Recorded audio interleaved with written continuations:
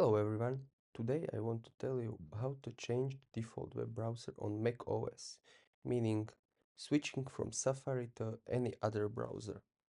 Most of time you want to change it due to habit, but it can also be because most of other default browser use WebKit.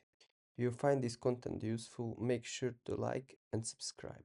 It means a lot for me. And let's get right into it. It is super easy and very quick.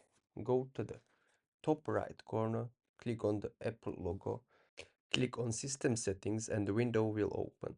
In the left panel, find Desktop and Dock and click on it.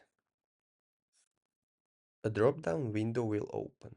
So scroll down to the widget category, where you will find the option to change the default web browser. Once you click on it, you can select any installed web browser, but it will only show those that are already installed on your Mac. And that's it. Thank you for watching the video and see you next time. And don't forget to subscribe.